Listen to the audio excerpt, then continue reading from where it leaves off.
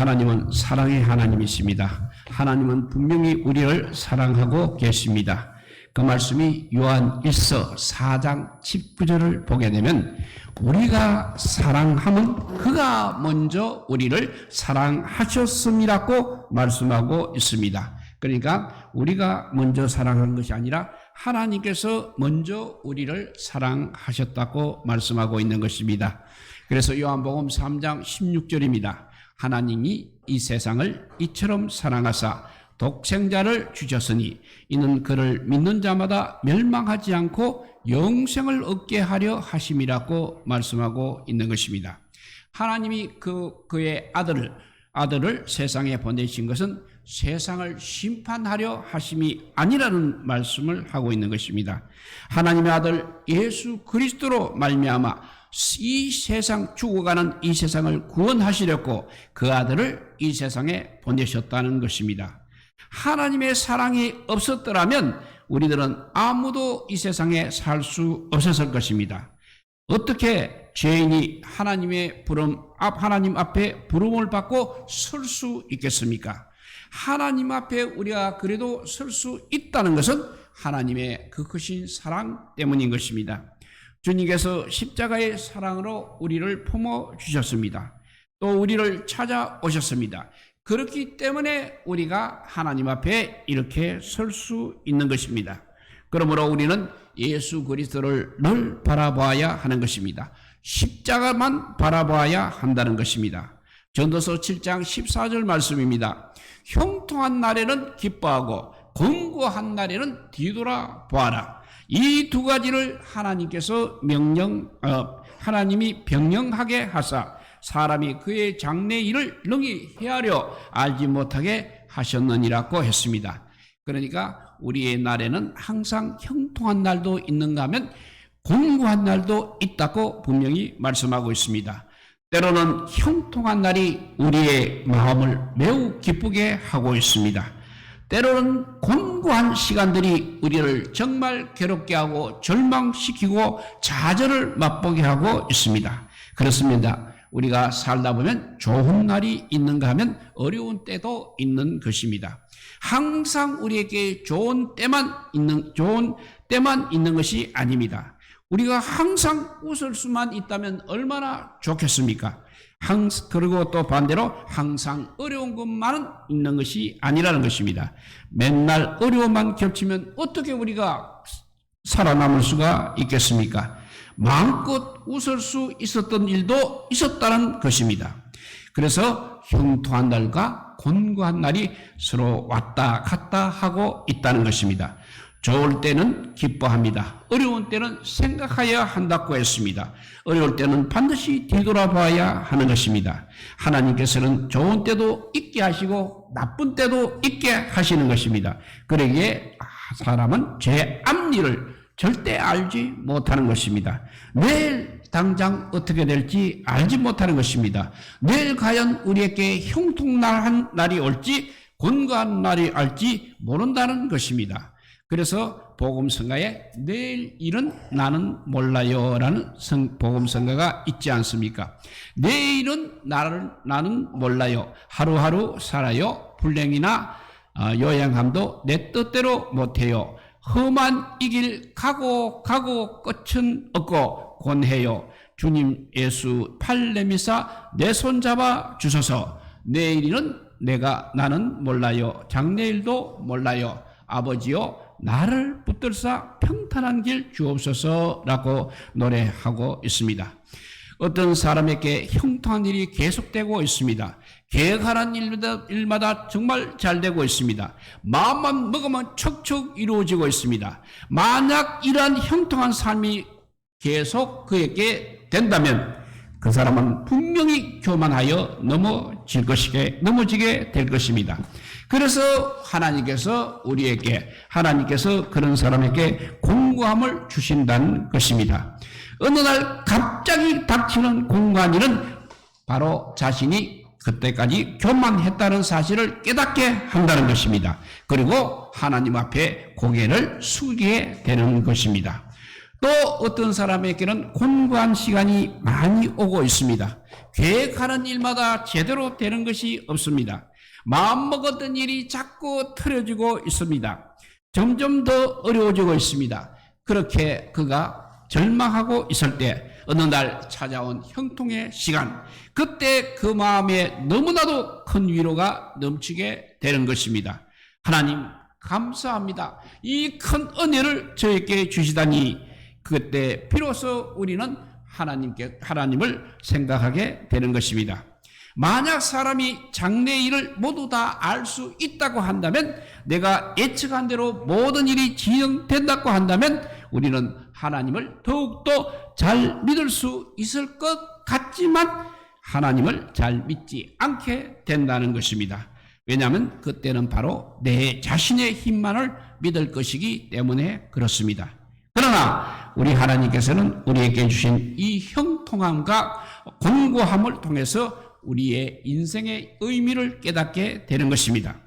우리는 우리 자신의 연약함을 깨달아서 하나님 앞에 엎드리게 된다는 것입니다.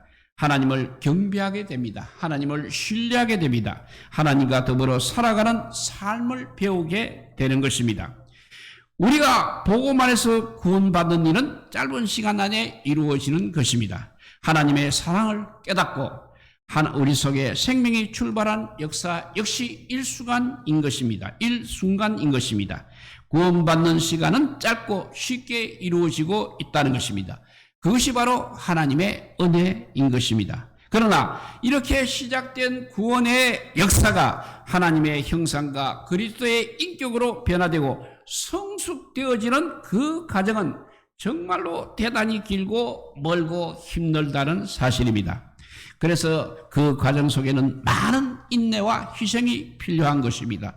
정말 수고와 땀이 필요한 것입니다. 많은 아픔과 절망의 세월도 필요한 것이고 감격과 기쁨의 세월도 필요하다는 것입니다. 여러분, 하나님께서는 야곱을 선택하셨다고 기록되어 있습니다. 하나님이 야곱을 선택하셨고 야곱을 사랑하셨고 야곱을 항상 배려하셨습니다. 그러나 야곱의 생애를 볼 것 같으면 형통함과 곤고함이 항상 교체되고 있었습니다. 야곱은 팥죽 한 그릇으로 장자권을 탈취하였습니다. 야곱은 아버지 이삭을 속이고 축복까지 받았습니다. 얼마나 감격스럽습니까? 얼마나 벅찬 것입니까? 야, 이제는 역시 무엇인가 되고 있구나. 아마 야곱은 마음으로 그렇게 생각을 하였을 것입니다. 야곱은 이제 모든 것이 다 된 것처럼 흥분하고 있었을 것입니다. 그러나 야곱은 형 에서의 분노와 살기 등등한 모습 때문에 결국 도망을 해야 하는 신세가 되었습니다. 혼자 집을 나섰을 때 그의 마음이 얼마나 쓸쓸하고 외롭고 절망적이었겠습니까? 너무나 공고했을 것입니다. 들판에서 홀로 잠을 잘 때 얼마나 절망적이었을 것입니까? 앞날이 캄캄했을 것입니다. 그러나 그 밤에 하나님께서 야곱을 찾아오셨습니다. 하늘과 땅을 잇는 사닥다리가 연결되었습니다. 주의 사자들이 그 사닥다리를 통해서 오르락 내리락 하고 있었습니다. 야곱은 아버지와 형을 속인 죄인이었습니다. 그렇지만 하나님께서는 그런 야곱을 찾아오셔서 이제 약속을 하시게 됩니다. 내가 너를 보장한다. 걱정하지 말아라. 다시 돌아올 때까지 내가 너를 책임지겠다. 내가 항상 너와 함께 하겠다 했습니다. 얼마나 신나고 감격스러웠겠습니까? 그러나 외삼촌 나발의 집에 있는 20년 동안 결코 야곱의 삶은 순탄하지만은 않았다는 사실입니다. 절대 형통하지 않았습니다. 정말 속고 속이는 일이 계속 반복되고 반복되었습니다. 그러니까 곤고한 날이 계속 되었다는 것입니다. 그러나 그 20년 동안 어찌 되었건 야곱은 많은 것을 소유하게 되었습니다. 그는 그가 소유한 그 많은 재산을 볼 때 또한 얼마나 기뻐했겠습니까?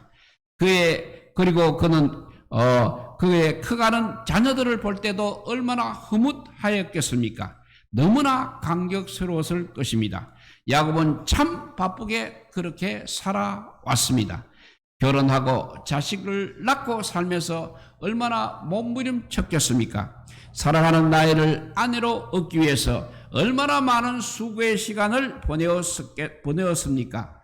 제사를 모으기 위하여 속지 않고 빼앗기지 않으려고 얼마나 몸부림쳤겠습니까? 결코 그 세월이 쉬운 일은 아니었습니다. 20년의 세월은 정말 고통의 시간의 연속이었습니다. 공고한 날들의 연속이었습니다. 여러분, 야곱은 지금 자신이 소유한 재물 그리고 자녀들을 빼앗기지 않으려고 그는 또한 그는 또 한 번의 야반 도주까지 했던 것입니다. 그랬더니 그의 뒤에는 장인 나만이 쫓아오고 있었습니다. 그의 가는 길을 붙잡았습니다. 그가 소유한 모든 것들을 빼앗으려고 따라왔던 것입니다. 그러나 그래도 하나님의 간섭으로 하나님의 은혜로 나반과 야곱은 하의 손을 잡을 수 있었다는 것입니다. 그 다음에 그의 앞에는 이제 에서가 달려오고 있었습니다. 그의 형 에서가 달려오고 있었습니다. 20년 전 장자권과 아버지의 축복을 빼앗긴 일로 형 에서가 이제 동생 야곱의 목숨을 빼앗으려고 병사들과 함께 다가오고 있었습니다. 지금 이때 그러면 또 야곱은 어떻게 해야 하는 것입니까? 그가 소유한 많은 재물이 그 순간 아무 필요가 없게 되었던 것입니다. 정말 소용이 없게 되었던 것입니다. 그의 많은 자녀들도 역시 야곱에게 조금도 도움을 주지 못하고 있었습니다. 그래서 그가 발버둥 치며 붙잡았던 모든 것들이 이제 이 어려운 현실 앞에서 너무나 무기력했다는 것입니다. 아무런 힘도 되어주지 못하고 있었던 것입니다. 여러분, 야곱은 이제 절망의 위기 가운데 있게 되었습니다. 그래서 야곱은 야복강 나루터에서 홀로 남았습니다. 너무나 외로웠습니다. 너무나 무력했습니다. 어찌할 바를 알지 못했습니다. 그렇게 힘들게 붙잡았던 모든 것들을 이제 한순간 다 잃어버리게 되었다는 것입니다. 어려운 일을 당할 때 그가 지금껏 붙잡았고 쌓았던 그 모든 것들이 전혀 도움이 되지 못할 뿐 아니라 어쩌면 바로 그것 때문에 목숨까지 잃을 수도 있게 되었다는 것입니다. 그때 또 우리 하나님께서 야곱을 다시 찾아오셨습니다. 24절과 25절 말씀입니다. 야곱은 홀로 남았더니 어떤 사람이 날이 새도록 야곱과 씨름하다가 자기가 야곱을 이기지 못함을 보고 그가 야곱의 허벅지 관절을 치매 야곱의 허벅지 관절이 그 사람과 씨름할 때 어긋났더라 했습니다. 허벅지 관절이라는 것은 엉덩이에 있는 것입니다. 다리와 허리를 연결시켜주는 아주 중요한 부분입니다. 이 허벅지 관절이 어긋나게 되면 사람은 힘을 쓸 수가 없게 되는 것입니다. 지금까지 야곱은 자신의 방법으로 의지해 왔습니다. 야곱은 잔꾀와 요령과 수단으로 살아왔습니다. 그러니까 자기 힘으로 살아왔다는 것입니다. 그런데 하나님께서는 야곱의 허벅지 관절을 치셨습니다.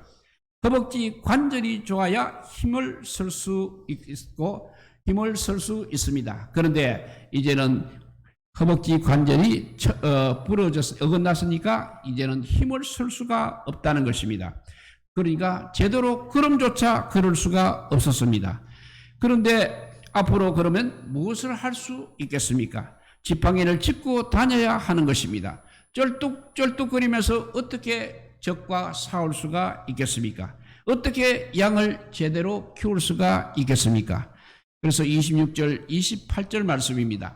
그가 이르되 날이 세려하니 나로 가게 하라. 야곱이 이르되 당신이 나에게 축복하지 아니하면 가게 하지 아니하겠나이다.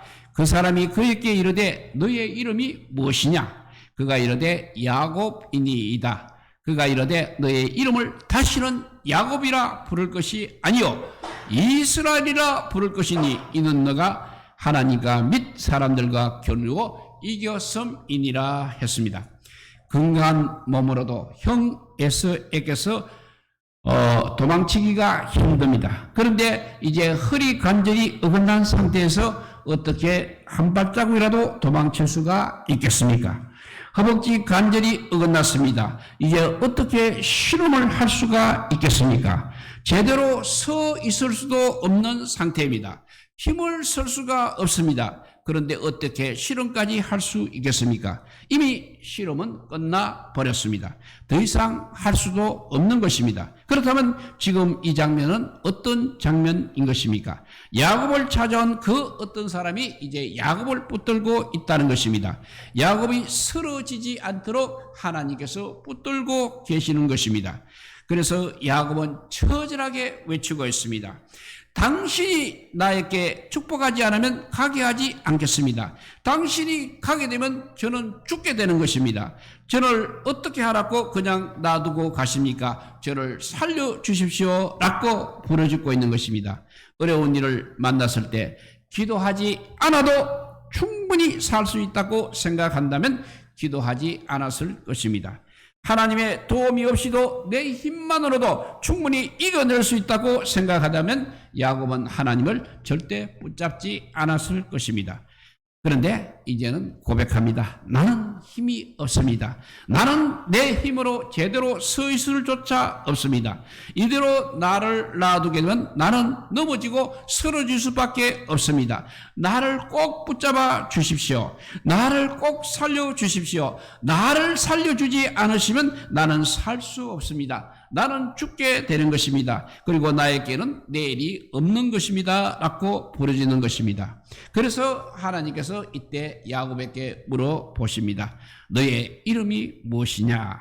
이렇게 물으니 야곱입니다 라고 대답을 합니다. 하나님께서 야곱의 이름을 몰라서 너의 이름이 무엇이냐고 물어보신 것은 아닐 것입니다.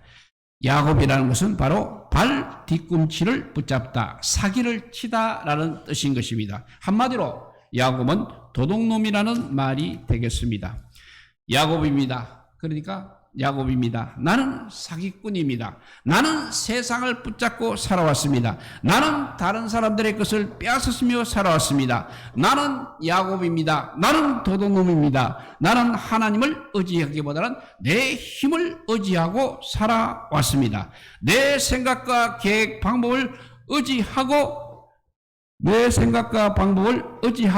내가 하고 싶은 대로 살아왔습니다 라고 말하였습니다. 여러분, 하나님께서는 야곱에게 너의 이름을 다시는 야곱이라 부를 것이 아니요 이스라엘이라 부를 것이니 이는 너가 하나님과 및 사람들과 겨루어 이겼음이라 라고 말씀하셨습니다. 야곱이 이제는 야곱이 아니라는 것입니다. 이제는 야곱이 이스라엘이 되었다는 것입니다. 우리가 이렇게 하나님을 만나게 되면 변화의 역사가 일어나는 것입니다. 야곱이 하나님을 만남으로 이스라엘이 되었습니다. 처음 하나님이 야곱을 찾아왔을 때 야곱은 전혀 변화되지 못했습니다. 베델에서 하나님을 만났음에도 불구하고 그는 하나님을 결코 의지하지 않았습니다. 그가 의지했던 힘을 놓지 못했습니다. 그를 찾아오신 베델의 하나님으로 인하여 그의 삶이 변화되었다고 한다면 20년의 세월 동안 그런 공고한 일보다는 오히려 형통한 날이 더 많았을 것입니다. 그러나 이제서야 변화가 되었습니다. 야곱이 이제서야 변화가 되었습니다. 우리는 이렇게 해서 하나님을 만나야 하는 것입니다. 우리는 그래서 기도해야 하는 것입니다. 하나님은 멀리 계시지 않으십니다. 가까이 계십니다. 하나님은 우리가 하나님 앞에 나와 기도하기를 원하고 계십니다.